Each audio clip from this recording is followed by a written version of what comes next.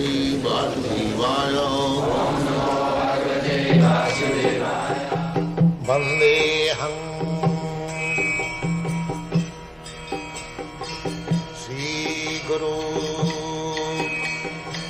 Sri Juta Padakamalam. Practically, Krishna is not here within this material world. Just like a big man, his factory is going on, his business is going on, but not necessarily he has to be present there. Similarly, Krishna's potency is working. His assistants, his so many demigods, they are working. They describe in the Shastra, that's like the sun.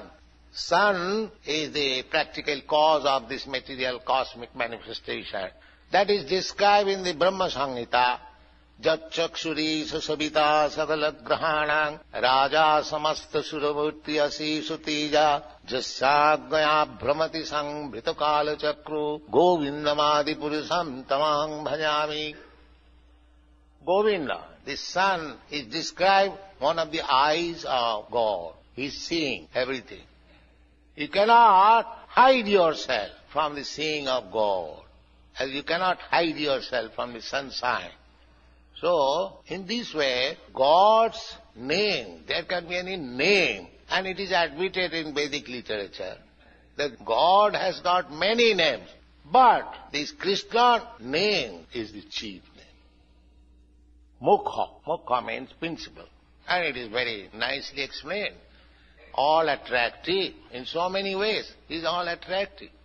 So God's name, the Krishna consciousness movement, is propagating a God's name, God's glory, God's activities, God's beauty, God's love, everything.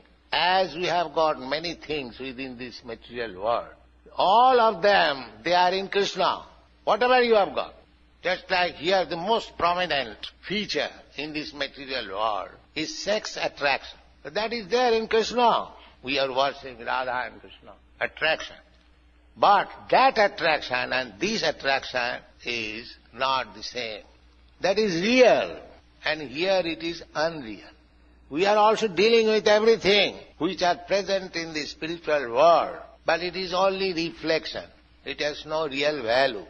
Just like in the tailor's shop, sometimes there are so many beautiful dolls. A beautiful girl is standing, but nobody cares to see it, because everyone knows that it is false. However beautiful it may be, it is false. But a living woman, if she is beautiful, so many people see it, because this is real. This is an example. Here the so-called living is also dead, because the body is matter. It is a lump of matter. As soon as the soul goes away from the same beautiful woman, nobody cares to see it, because it is as good as the doll on the window of tailor's shop. The real factor is the spirit soul. And because here everything is made of dead matter, therefore it is simply imitation, reflection. The real thing is in the spiritual world. There is a spiritual world. Those who have read Bhagavad-gita, they can understand. The spiritual world is described there. Parastasmatu bhava anya bhaktya bhaktya sanatana. Bhava means nature. There is another nature, beyond this nature. We can see this nature up to the limit of the sky. The scientists, they are trying to go to the highest planet, but they are calculating it will take 40,000 of years. So who is going to live for 40,000 of years, go and come back? But there is planet.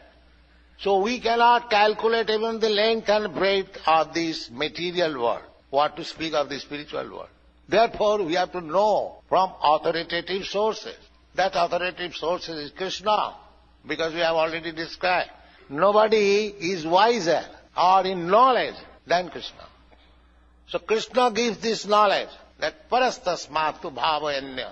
Beyond this material world, there is another spiritual sky. There are also innumerable planets. And that sky is far, far greater than this sky. It is 1/4 only, and the spiritual sky is 3/4. That is described in the Bhagavad-gita. Ekangsena sthito jagat. This is only one part, this material world. The other spiritual world is threefold. Suppose God's creation is 100, it is only 25%. 75% is there. Similarly, the living entities also, a very small fragmental portion of the living entities are here. And there in the spiritual world, the major portion are there.